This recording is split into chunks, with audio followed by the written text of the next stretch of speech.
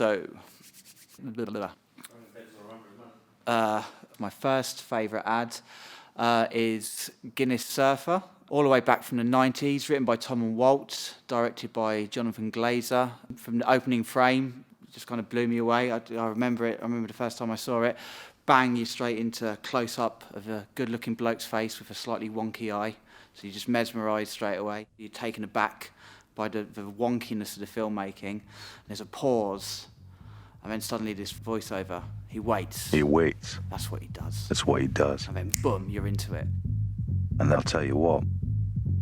Tick followed tock, followed tick, followed tock, followed tick. From then on, it's just mesmerising. You've got a left field soundtrack driving it. You've got the storytelling and the voiceover, building and building. The black and white footage of the surfing is incredible. And out of nowhere, bloody horses come into it. And it's just all happening, and you're completely mesmerised. And in the back of your head, you're going, what am I watching? What's this for? It's like nothing I've ever seen before. And then it kind of culminates in kind of the victory of the guy surfing the wave.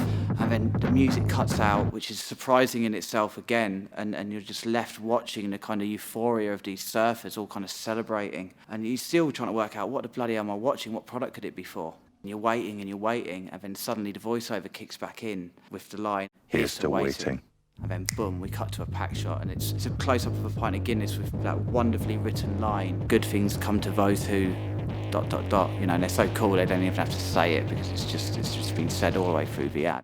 So for the second ad I wish I made, I've picked a Nike ad, Park Life, written by Tony Malcolm and Guy Moore and directed again by Jonathan Glazer. The beginning of it is something that draws you straight in. I think the opening shot is the cracking and the breaking of an egg. Get nothing but football, morning, noon and night.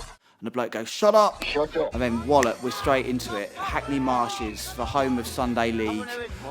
So you think you're watching an ad about kind of grassroots football, and then suddenly there's Cantona, and then Ian Wright, and then David Seaman, and then the legend that's Robbie Fowler, all in the middle of it, mixing it up, playing side by side with everyday footballers.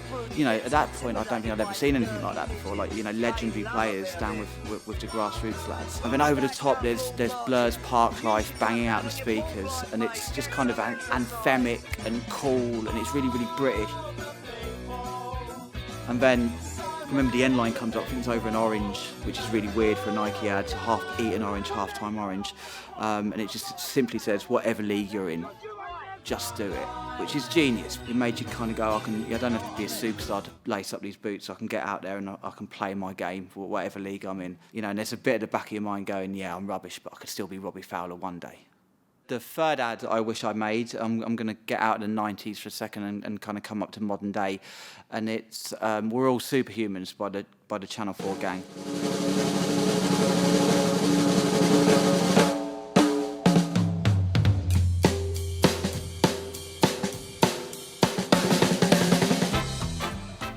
It's like a 3-minute film, which in itself is, you know, really hard to pull off. But a 3-minute celebration of ability. Yes, I can, suddenly, yes, I can.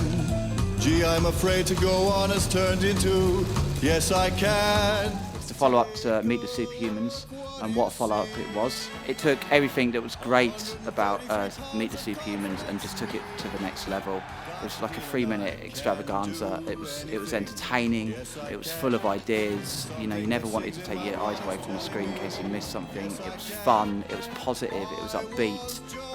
Today I can go all the way, yes. It made you think as well, and you know, hopefully it changed attitudes towards disability. And you know, you can't really get much better than that. Well, I rely on passion rather than intelligence.